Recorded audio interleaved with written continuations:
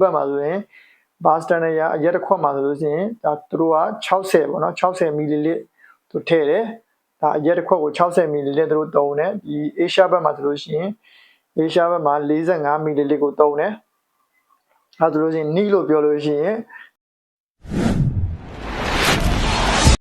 အားလုံးပဲမင်္ဂလာပါ The Bar Secret Channel နဲ့ကြိုဆိုလိုက်ပါတယ်ဒီနေ့ကို knowledge share လုပ်ပေးခြင်းတဲ့အကြောင်းအရာတော့ဝေတာညီငယ်ညီမတွေများနဲ့ပါတယ်ညီငယ်ညီမတွေများအပေးယူတဲ့နဲ့ဒါဘာမှရင်ဘာလဲဆိုတော့သိရအောင်တခြားရှင်းပြပေးမယ်ဒါ၄မျိုးလောက်ရှင်းပြပေးမယ်နော်၄မျိုးဆိုတာပထမနံပါတ်1ကတော့ need ပေါ့နော် need ဆိုတော့ standard ရဆိုလို့ရှိရင်ဒါဘာ standard ရဆိုလို့ရှိရင်ကျွန်တော် American US တို့ဘက်မှာဆိုရင်ဘာစတန်ဒတ်ရအရက်တစ်ခွက်မှာဆိုလို့ရှိရင်ဒါသူတို့က60ပေါ့နော်60မီလီလစ်သူထည့်တယ်ဒါအရက်တစ်ခွက်ကို60မီလီလစ်သူတို့သုံးတယ်ဒီအေရှားဘက်မှာဆိုလို့ရှိရင်အေရှားဘက်မှာ45မီလီလစ်ကိုသုံးတယ်အဲဒါဆိုလို့ရှိရင်နီးလို့ပြောလို့ရှိရင်ဒါအေရှားဘက်ဆိုလို့ရှိရင်ဒါတစ်ပါးနဲ့တူချင်မှတူမယ်ဒါစတန်ဒတ်ရအေရှားဘက်မှာအလွယ်မှတ်တာမှာစတန်ဒတ်ရဆိုလို့ရှိရင်45မီလီလစ်ကိုတစ်ခွက်45မီလီလစ်ကိုဆိုတစ်ခွက်ပေါ့နော်ဒါ US ဘက်မှာဆိုလို့ရှိရင်60မီလီလစ်မှာတစ်ခွက်ဒါဆိုရင်တို့က niche လို့ပြောလို့ရှိရင်ဒါ45လို့လဲ45ပေါ့နော်45ဒါဘားတွေ60ထည့်ရင်60ပေါ့ဒါတစ်ခွက်ရေခဲမပါဘူးဘာမှမပါဘူးဘာ decoration ဘာမှမပါဘူးဒါကို niche လို့ခေါ်ရဲဘာမှမပါဘူးတို့ဒီလိုအတိုင်းပဲတောက်တယ်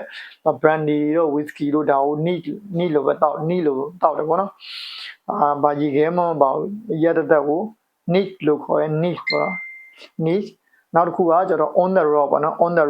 raw ဆိုတာကတော့ရေခဲတုံးကြီးတုံးဒါမှမဟုတ်ရေခဲတုံးသေးနှစ်တုံးပေါ့နော်အဲလိုရေခဲတုံးသေးဆိုရင်နှစ်တုံးရေခဲတုံးကြီးဆိုရင်တစ်တုံးဒါကိုထည့်ပြီးတော့ဒါအရက်45သို့မဟုတ်60ပေါ့နော်ထည့်ပြီးတော့အဲ့ဒါကိုတစ်ခွက်စာကိုဒါကို on the raw လို့ခေါ်တယ် on the raw ပေါ့နော် on the raw လို့ခေါ်တယ်နောက်တစ်ခုကျတော့ကျွန်တော်တို့ short ပေါ့နော် short ဆိုတာကျွန်တော်တို့ဒီ margarita short ဒီ tequila short လို့မျိုး short နဲ့တောင်းရင်ဒါကိုတစ် short ပါအဲ့တစ် short မှာလဲသူက45ရှိပါတယ်တစ် short ကို45ရှိရဲ short တွေအသေးကြီးမတူပါဘူးအသေးဆိုလို့ရှိရင်30 short တွေရှိ30ပဲရှိတဲ့ short တွေရှိမယ်45ရှိတဲ့ short တွေရှိမယ်25ရှိတဲ့ short တွေရှိမယ် short ခွက်လေးတွေကမတူဘူးဒါပေမဲ့ standard ရ short တစ်ခုမှာ45ရှိရမှာဖြစ်ပါတယ်standard ရပါတော့ဒါ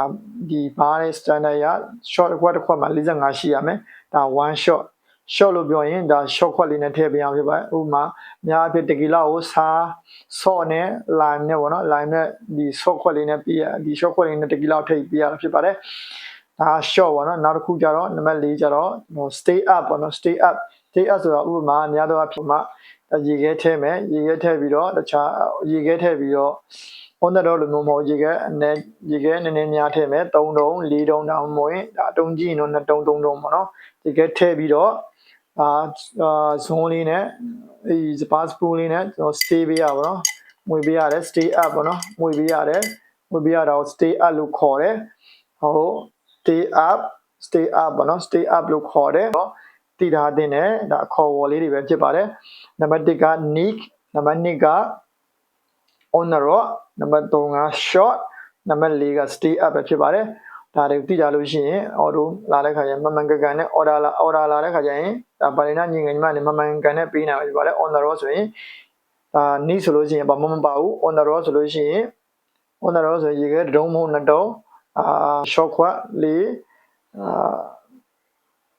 stay up ပေါ့နော် stay up ဆိုတာမွေပေးရမယ်ဒါဘာရပဲတဲ့မွေပေးရမယ်မွေပေးပြီးတော့ဥပမာ missing လုပ်လို့ရှိရင်လည်းမွေပေးရမယ်ဒါကို stay up လုပ်ပြီးတာလို့ခေါ်ပါတယ်အားလုံးနားလည်မယ်လို့ထင်ပါတယ်ကျေးဇူးတင်ပါတယ်